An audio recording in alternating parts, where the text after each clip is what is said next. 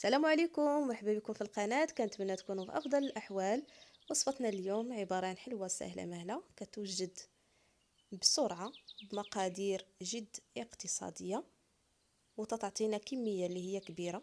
بلا ما نطول عليكم ندوزو المقادير وطريقة التحضير.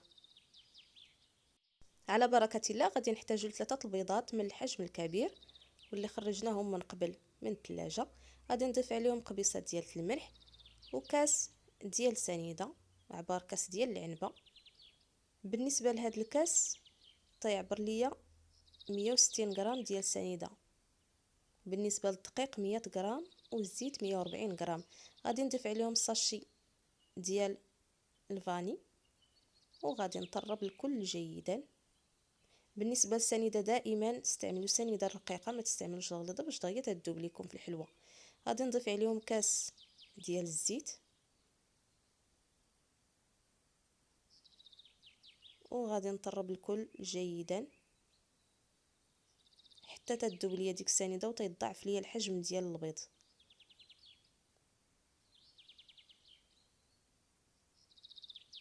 غادي نطرب الكل حتى يتجانس ليا داك الزيت مع البيض ومع سنيده. غادي نضيف عليهم كاس ديال الكاوكاو اللي حمرته وطحنته. غادي نضيف عليهم 3 المعالق ديال الفيرميسيل. بالنسبه للاخوات اللي ما تيقدروش على الحلاوه بزاف يمكن لكم تنقصوا من السكر، يعني ديروا كاس لاروب ديال السنيده. غادي نخلط الكل جيدا. نتمنى تبعوا الفيديو من الاول حتى الاخير باش تشوفوا المراحل وتشوفوا النتيجه ديال العجينه اللي خاصنا نتحصلوا عليها. هنا غادي نبدا نضيف الدقيق شويه بشويه. غادي نضيف الكاس الاول نفس الكاس باش عبرت السكر عبرت به الزيت وكذلك الدقيق.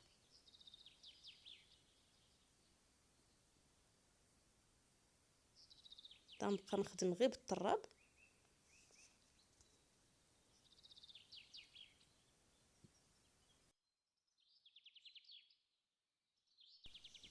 غادي نضيف الكاس الثاني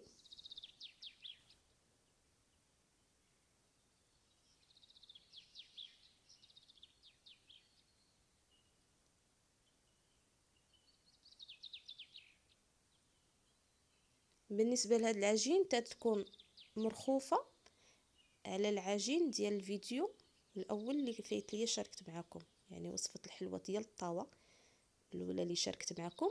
بالنسبه لهاد العجين تتكون مرخوفه عليها. غادي نضيف الكاس الثالث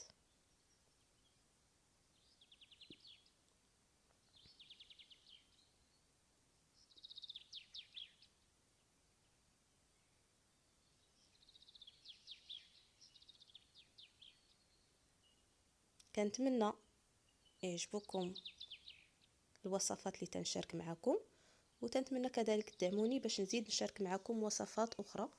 واي وصفه بغيتوني نشاركها معكم خلوها لي في لي كومونتير. مرحبا.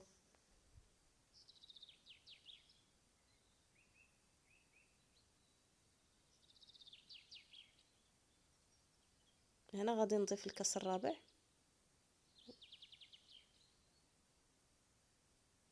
وغادي نضيف معاه 2 خمارات من وزن 8 غرام، يعني 16 غرام في المجموع.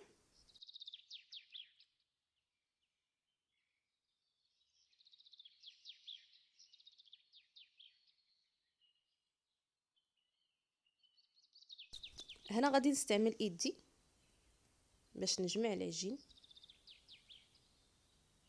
غير بشويه لانها تتكون تتلصق.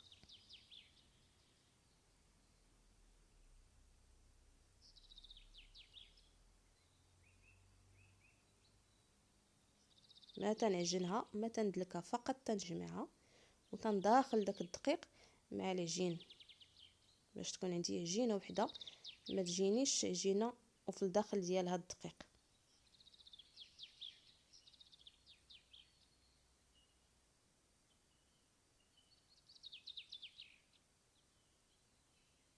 خليت لكم جميع المراحل مصورين في الفيديو.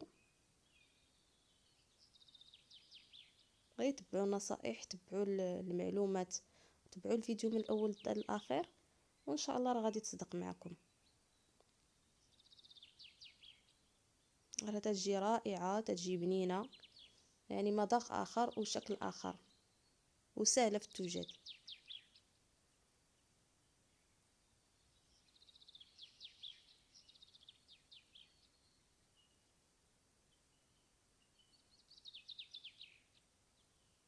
انا صافي غادي نجمع العجين ديالي كيف ما شفتوا تتلصق. غادي نفرش الطاوه ديالي. هنا الطاوه استعملت 27 على 27. غادي نحط فيها هذيك العجينه، غادي ندهن يديا شويه بالزيت باش غادي نسرحها كيف ما شفتوا، راه تتكون مرطبه بزاف. تنقادها بالكف ديال يدي وبصبعاني، يعني تنعمر الجوانب كلهم عفوا. من بعد غادي نجيب معلقه وغادي نقاد السطح ديالها بكل سهوله، باش يكون عندي واحد السطح اللي مقاد ومستوي وملس. غادي نجيب الكونفيتير ديال المشماش الجاري وغادي نطلي عليها وهي خضره، يعني مازال ما طيبتها. تنقادو عليها كلها وغادي نزينها. هنا انا استعملت كاوكاو.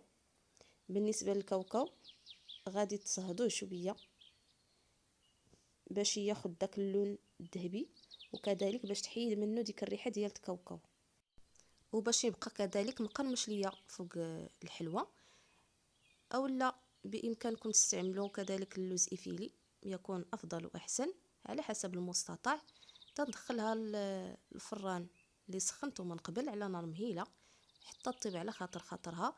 بالنسبه لطريقه الطياب راه اولا باش تعرفيها انها طابت، تشوفي الجناب ديالها راه تتبان لك تحمرات، صافي تتخرجيها تخليها حتى تبرد على خاطرها، وتتقطعيها على حسب الرغبه، معينات، مربعات، كبار، صغار، اللي حبات لك خاطرك.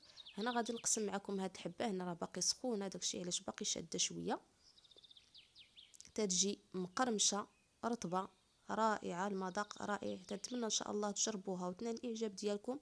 الى عجبكم فيديوهاتي كما العاده ما تنسونيش من الدعم ومن البارطاج ولي لايك لي لايك لي لايك. اي تساؤل اي وصفه خلوها لي في لي كومونتير، غادي نجاوبكم ان شاء الله. صحه والراحه والى اللقاء في فيديو قادم باذن الله.